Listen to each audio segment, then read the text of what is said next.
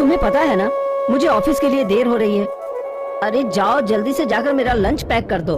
तुमने मुझे घर की नौकरानी समझा है क्या? हर रोज सुबह सुबह मेरे सर पर आकर चिल्लाने लगते हो। जाओ और जाकर अपनी माँ को बोलो कि वो तुम्हें तुम्हारा टिफिन पैक करके दे दे। कह तो ऐसी रही हो जैसे हर रोज खुद ही मेरे लिए टिफिन पैक करती हो। अरे रोज तो माँ मेरे लिए टिफिन पैक करती है। घर में एक बहू होने के बाद भी जब देखो मेरी माँ को ही काम करना पड़ता है। अच्छा, तो क्या बहू घर में आने के बाद घर की नौकरानी हो जाती है, जो हर काम तुम लोगों को बहू से ही करवाना होता है? अच्छा, तो मैं क्या कोई कूली हूँ जिसने अपने कंधे पर इस घर का भार ढोया हुआ है? अरे हर कोई अपने कंधों पर जिम्मेदारी लेकर चलता है। किसी के ऊपर पैसे कमाने की जिम्मेदारी होती है तो किसी पर घर संभालने की। लेकिन तुम्हें तो एक काम करने को बोल दो तो मैं क्या घर की नौकरानी हूँ, और न जाने क्या क्या बोलना शुरू कर देती हो। अरे क्यों सुबह सुबह मेरे दिमाग की दही कर रहे हो? तुम कुछ भी बोलो, लेकिन मैं तुम्हारा टिफिन पैक नहीं करने वाली। अब जाओ और अपनी माँ को बोलो कि तुम्हारे लिए खाना बनाए। अपनी पत्नी गीता की इन आदतों से गोपाल बड़ा परेशान था। वो कभी भी उसके लिए या उसकी माँ के लिए कुछ नहीं करती थी, बल्कि गोपाल की माँ ही सारा घर संभालती थी और गीता नए नए खर्च करके गोपाल पर कर्ज बढ़ाती थी। माँ, तुम मेरे ऑफिस के लिए खाना बना दोगी क्या? गीता अभी उठी नहीं है। अरे हाँ बेटा, तू चिंता मत कर। मैंने तो पहले ही तेरे लिए खाना बनाकर पैक कर दिया है और बहू के लिए भी नाश्ता बना दिया है। तेरा टिफिन रसोई में रखा है, ले जा। मुझे माफ कर दो माँ, जो इतने बुढ़ापे में भी तुमसे काम करवा रहा हूँ। बहुत पाप लगेगा मुझे। अरे धत पागल कहीं का, अगर अपने बच्चे के लिए एक माँ खाना नहीं बनाएगी तो कौन बनाएगा? और मुझे बहुत अच्छा लगता है तेरे लिए खाना बनाना। मैं तो बड़ी ही भाग्यशाली हूँ जो मुझे इस उम्र में भी अपने बच्चे के लिए खाना बनाने का सौभाग्य मिल रहा है। गोपाल अपनी माँ के गले से लग जाता है और अपना टिफिन लेकर ऑफिस के लिए निकल जाता है। लेकिन उसके निकलते ही उसकी पत्नी के तेवर और ज्यादा खराब हो जाते हैं। वो थोड़ी देर बाद बाहर निकलकर आंगन में आती है। आंगन में शीला गेहूं साफ कर रही थी। आपसे अभी तक ये गेहूं साफ नहीं हुए क्या? पता नहीं एक काम को करने में कितना समय लगाती हो। मुझे बहुत भूख लग रही है, जाकर मेरे लिए कुछ खाने को लेकर आओ। बेटी, मैंने तेरे लिए खाना बनाकर किचन में रखा है, तू जाकर ले ले। अभी गेहूं साफ करने बैठी हूँ। मुझसे बार बार उठा नहीं जाता, घुटनों में दर्द होने लगता है। जब पूरे दिन बाहर इधर उधर डोलती रहती हो तब आपके घुटनों में दर्द नहीं होता, लेकिन मैं अगर आपको एक काम बता दूं तो आपका पूरा शरीर दुखने लगता है। मैं कुछ नहीं जानती, जाकर मेरे लिए नाश्ता लेकर आओ, और हाँ, नाश्ता गर्म होना चाहिए। शीला उठकर उसके लिए घर में नाश्ता लेने जाती है, लेकिन नाश्ता गर्म करते हुए उसकी आंखों में आंसू आ जाते हैं। सोचा था कि घर में बहू आएगी तो मैं उसे एक बेटी जैसा प्यार करूंगी और वो भी मेरी एक माँ की तरह सेवा करेगी, लेकिन मेरी बहू तो कभी मुझसे इज्जत से बात भी नहीं करती। ना जाने ऐसे कौन से बुरे कर्म किए थे मैंने जो बुढ़ापे में ऐसे दिन देखने पड़ रहे हैं। शीला अपनी बहू को गर्म नाश्ता देती है और फिर से गेहूं साफ करने लग जाती है। अगले दिन भी वो सुबह जल्दी उठकर अपने बेटे का टिफिन बनाती है और थोड़ी देर बाद गीता बाहर निकल कर आती है। अरे ओ माँ जी, घर को कभी साफ नहीं करती हो क्या? पूरे घर में धूल फैली हुई है, जरा अच्छे से घर को साफ करके रखो, तब तक मैं बाजार जाकर आती हूँ। शीला को घर के काम में लगाकर गीता आराम से मार्केट में शॉपिंग के लिए चली जाती है और वो गोपाल के क्रेडिट कार्ड से पूरे 50,000 रुपए की शॉपिंग कर लेती है। गोपाल के पास जैसे ही ये मैसेज जाता है तो उसके पैरों तले से जमीन खिसक जाती है। वो शाम को बड़े ही गुस्से में घर आता है। गीता, गीता, कहाँ हो तुम? क्या हो गया बेटा, तू इतने गुस्से में क्यों है? कुछ नहीं माँ, तुम टेंशन मत लो। गीता, गीता कहाँ हो तुम? जल्दी से यहाँ आओ। अरे क्या हो गया, क्यों इतना चिल्ला रहे हो? कहीं पर कोई भूकंप आ गया है क्या? देखो, मेरा दिमाग मत खराब करो। तुम्हारी वजह से मेरा वैसे भी बहुत दिमाग खराब है। आज तुमने मेरे क्रेडिट कार्ड से 50,000 की शॉपिंग की है। अरे इतने पैसे से आखिर तुमने लिया क्या है? पता नहीं हर महीने इतने पैसे कहाँ पर उड़ाती हो तुम। अब क्या अपने लिए शॉपिंग करना भी गुनाह हो गया? मुझे कुछ कपड़े खरीदने थे और एक सोने की अंगूठी खरीदनी थी तो खरीद ली। अब क्या मैं अपने लिए कुछ खरीद भी नहीं सकती? अरे तुम जानती भी हो कि 50,000 रुपए कितने होते हैं। मैं पूरे महीने भर में भी इतने पैसे नहीं कमा पाता। घर के खर्चे के साथ साथ मैं तुम्हारे क्रेडिट कार्ड के पैसे कहाँ से भरूंगा? कभी सोचा है इस बारे में? जब मेरे खर्चे ही नहीं उठा सकते थे तो तुमने मुझसे शादी ही क्यों की थी? अब मुझसे शादी की है तो मेरे खर्चे भी उठाने पड़ेंगे, वरना छोड़ाओ मुझे मेरे मायके और तलाक दे दो मुझे और अपनी ये सारी जायदाद मेरे नाम कर दो। अरे जब देखो पैसों पर मरती रहती हो। पता नहीं कैसा फूटा नसीब था मेरा, जो तुम जैसी लड़की से मेरी शादी हो गई। गोपाल गुस्से में अपने कमरे में चला जाता है। उसकी माँ भी उनके आए दिन के झगड़े से बहुत परेशान हो चुकी थी। वो जानती थी कि उसकी बहू की वजह से उसका बेटा बहुत चिंता में रहता है, लेकिन उन दोनों के बीच में कुछ बोलकर वो उनके रिश्ते को और खराब नहीं करना चाहती थी। तभी अगले दिन उसका बेटा जब ऑफिस के लिए निकला तो शीला के कानों में उसकी बहू की आवाज पड़ी, जो अपने फोन पर किसी से बातें कर रही थी। अरे तुम चिंता क्यों करते हो? तुम जानते तो हो कि मैं सिर्फ तुमसे प्यार करती हूँ और जल्द ही मैं इस गोपाल से तलाक ले लूंगी, लेकिन तब तक तो हमें थोड़ा संभल कर रहना होगा। अगर इन्हें मुझ पर शक हो गया ना तो हाथ से सारी प्रॉपर्टी चली जाएगी। ये बात सुनकर शीला के पैरों तले जमीन खिसक जाती है। वो वहाँ से जल्दी से दबे पांव अपने कमरे में जाती है।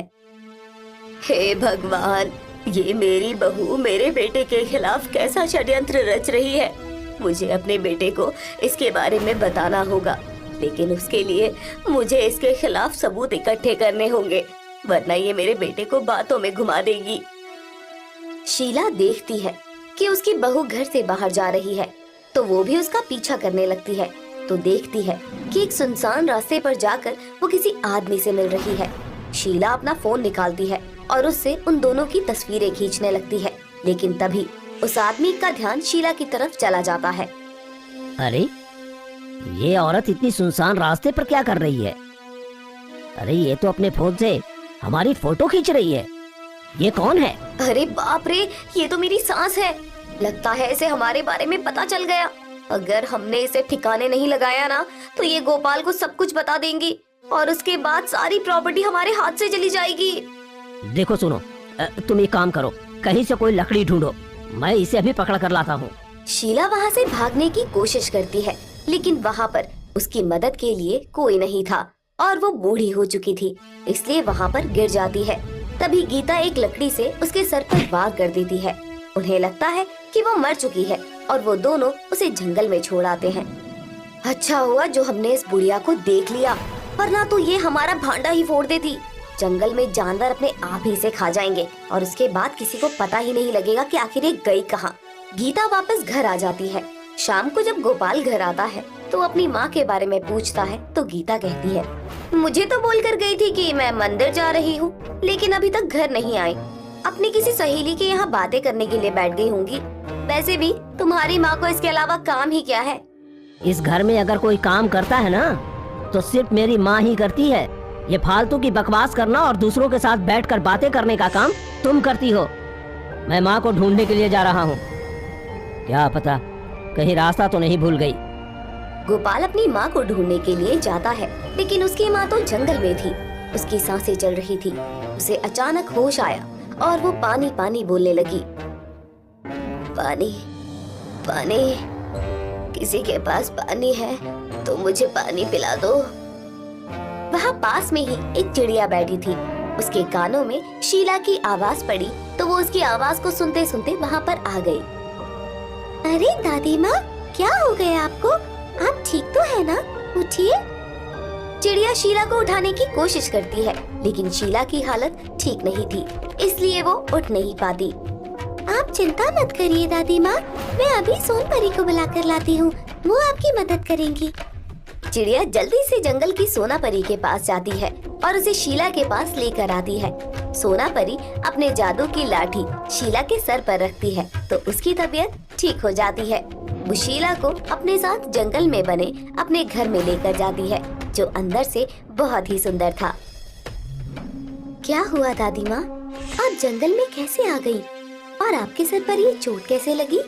क्या किसी ने आपको नुकसान पहुंचाने की कोशिश की है? किसी और ने नहीं परी बेटा, ये सब मेरी बहू का ही किया धरा है। वो किसी आदमी के साथ मिलकर मेरे बेटे को धोखा देना चाहती है ताकि वो उसके सारे पैसे और जायदाद हड़प सके। मैंने ये सब अपनी आंखों से देख लिया था, इसलिए मेरा मुंह बंद करवाने के लिए उन्होंने मेरे सर पर वार कर दिया। शायद उन्हें लगा होगा कि मैं चल बसी और यदि कोई कसर बाकी है तो जंगल में जंगली जानवर मुझे खा जाएंगे, लेकिन तुम्हारी वजह से मेरी जान बच गई। मैं चाहती हूँ कि तुम मेरी मदद करो और मैं अपने बेटे को उससे बचा सकूं। आप बिल्कुल भी चिंता मत कीजिए। आपकी बहू ने आपके साथ जो किया है और जो आपके बेटे के साथ करने वाली है, उसके लिए उसे तो मेरी जादुई लाठी अपने आप सबक सिखा देगी।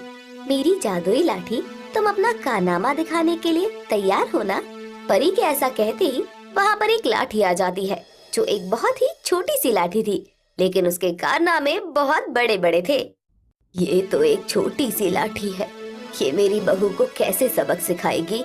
ये दिखने में छोटी है, लेकिन इसके कारनामे बहुत बड़े बड़े हैं। सुनो जादुई लाठी, तुम्हें दादी माँ के साथ जाना है और जो कोई भी उनके लिए परेशानी खड़ी करे तो तुम्हें उन्हें अच्छा सबक सिखाना है। ठीक है सोना परी, आप बिल्कुल भी चिंता मत कीजिए, मैं अपना काम अच्छे से समझ गई हूँ। चलिए दादी माँ, आपके साथ आपके घर चलती हूँ। शीला जादुई लाठी के साथ अपने घर आ जाती है। गोपाल वहाँ पर बहुत परेशान बैठा था, क्योंकि उसे बहुत ढूंढने के बाद भी उसकी माँ नहीं मिली थी। लेकिन तभी सामने से जब शीला उसे घर के अंदर आती दिखाई देती है तो उसकी आंखों में चमक आ जाती है। अरे माँ, तुम कहाँ पर थी? तुम्हें पता भी है मैं तुम्हें कहाँ कहाँ ढूंढ कर आया हूँ? आखिर तुम चली कहाँ गई थी? कुछ नहीं बेटा, मैं जब मंदिर गई थी ना, तो वहाँ पर मेरी तबीयत खराब हो गई थी, तो वो लोग मुझे अस्पताल में लेकर गए थे और मैंने तुम्हें इसलिए नहीं बताया कि तुम्हें चिंता हो जाएगी। हे भगवान, तुम भी हद करती हो माँ। अरे कम से कम मुझे बता तो देना चाहिए था ना। यहाँ पर तुम्हारी चिंता में मेरी जान निकली जा रही थी। गीता अंदर बैठी अपना मेकअप कर रही थी, तभी उसे बाहर से ये आवाज सुनाई देती है, तो वो जल्दी से बाहर निकल कर आती है। लेकिन जैसे ही वो शीला को वहाँ पर देखती है तो उसके रोंगटे खड़े हो जाते हैं। शीला को देखकर वो बहुत बुरी तरह डर जाती है। माँ जी, आप आ गई, ये तो बहुत ही अच्छा हो गया, वरना ये तो आपकी बहुत चिंता कर रहे थे। अब आप अपने कमरे में आराम कर लीजिए माँ जी, बहुत थक गई होंगी ना। देखो तो जरा कैसे नौटंकी करके दिखा रही है, जैसे तो पता नहीं शीला दादी की कितना चिंता है। लेकिन इसे तो मैं अच्छा सबक सिखाऊंगी। इसने शीला दादी के साथ जो भी किया है ना, चुन चुन कर बदला लूंगी इससे। अरे चलिए ना अपने कमरे में, आपको दिख नहीं रहा क्या माँ जी कितना थक गई है? माँ जी, आप अपने कमरे में चलिए, मैं आपके लिए चाय बना कर लाती हूँ। क्या? तुम्हारा ये रूप तो मैं पहली बार देख रहा हूँ, जो तुम्हें माँ की इतनी चिंता हो रही है। खैर, अगर सुधर गई हो तो बहुत अच्छी बात है। तुम माँ के लिए चाय बना कर ले आओ, मैं कमरे में जाकर सो जाता हूँ। तुम भी अपने कमरे में जाकर आराम कर लो माँ। शीला अपने कमरे में चली जाती है। तभी थोड़ी देर बाद गीता शीला के लिए चाय बनाकर लेकर आती है। लेकिन अब चाय गीता ने बनाई थी तो उसमें कुछ न कुछ घपला तो होना ही था। वो चाय में जमाल घोटा मिलाकर लाई थी। देखो, अगर बचकर घर वापस आ गई हो ना, तो अपना मुंह जरा बंद रखना, वरना तुम्हारे बेटे का वो हाल करूंगी ना जो तुमने कभी अपने सपने में भी नहीं सोचा होगा। देखो तो जरा दादी से कैसे बात कर रही है, अभी मजा चखाती हूँ इसे। जादुई लाठी गीता के पास जाती है और उसके पैर पर जोरदार करंट लगाती है। गीता के पूरे शरीर में कंपन फैल जाती है और वो लड़खड़ाती हुई जमीन पर गिरती है। हे भगवान, ये क्या हुआ अचानक से? मेरे पैर पर इतनी जोर से करंट कैसे लग गया? अब जैसे कर्म करोगी फल तो मिलेगा ही ना बहू। अभी तो बस शुरुआत है, आगे आगे देखती जाना तुम्हारे साथ क्या क्या होता है। अच्छा, आई बड़ी मुझे ज्ञान देने वाली। अभी तक तो तुम्हारे साथ कुछ किया ही नहीं है, जब करूंगी ना तो सीधी ऊपर ही पहुंच जाओगी तुम। एक बार तो तुम बच गई, लेकिन अगली बार बचने का मौका ही नहीं मिलेगा तुम्हें। और हाँ, अपने बेटे को कुछ भी बताया ना तो झूठे केस लगा दूंगी उसके ऊपर। उसके बाद बुढ़ापे में कोर्ट के चक्कर लगाती रहना और अपने बेटे से जेल में मिलने जाना। इतना कहकर गीता कमरे से जाने लगती है। तभी जादुई लाठी जोर से उसकी कनपट्टी पर एक चांटा मारती है और गीता जैसे ही ये देखने के लिए पीछे मुड़ती है कि उसे चांटा किसने मारा, तो जादुई लाठी उसके चेहरे पर चांटों की बरसात कर देती है। चांटे खा खा कर उसका पूरा मुंह लाल हो जाता है और वो डर कर वहाँ से भाग जाती है। मजा आया ना दादी? अभी तो ये बस शुरुआत है, आप देखती जाना इसका मैं क्या हाल करती हूँ। बस मुझे इस आफत से अपने बेटे को बचाना है, उसके अलावा मुझे कुछ नहीं चाहिए। गीता के दिमाग में बस यही बात चल रही थी कि आखिर उसके चेहरे पर इतने चांटे मारे तो किसने, क्योंकि जादुई लाठी तो उसे नजर ही नहीं आ रही थी। मुझे तो लगता है ये बुढ़िया कोई जादू टूना करवा कर लेकर आई है, या फिर वो खुद ही मर गई है और इसकी आत्मा मुझसे बदला लेने के लिए यहाँ आई है। लगता है सचमुच ये मर चुकी है और ये इसकी आत्मा ही है, वरना मेरे चेहरे पर इतने चांटे किसने मार दिए। कल पंडित जी के पास जाकर झाड़ फूक करानी पड़ेगी। गीता अब घबराई घबराई सी रहती है। अगले दिन शीला अपने बेटे के लिए टिफिन पैक करती है और जैसे ही उसका बेटा घर से निकलता है तो गीता के तेवर फिर बदल जाते हैं।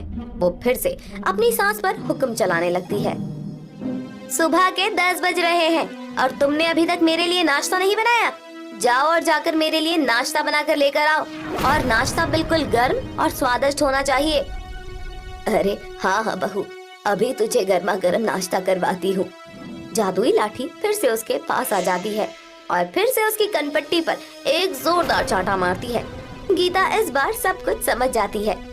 अरे मैं ही कैसे भूल गई, चुपचाप खुद ही जाकर नाश्ता बना लेती हूँ, वरना फिर से कल की तरह लेने के देने पड़ जाएंगे।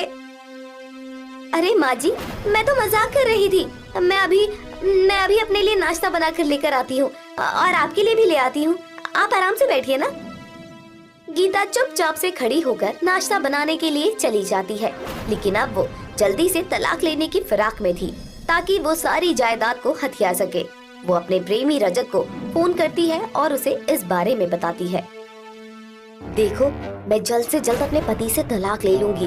अब ये बुढ़िया कोई जादू टूना सीख कर आई है, इसलिए मैं ज्यादा दिन इस घर में नहीं रह सकती और इसका कोई भरोसा नहीं है कि कब अपने बेटे को सब कुछ बता दे।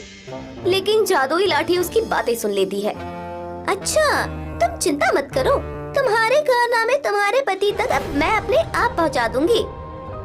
जादुई लाठी अपनी शक्तियों से उसकी बातों को रिकॉर्ड कर लेती है और जब गीता रजत से मिलने के लिए जाती है तो वो वहाँ की भी वीडियो रिकॉर्डिंग कर लेती है और वो सीधे गोपाल के पास उसके ऑफिस में पहुँचती है।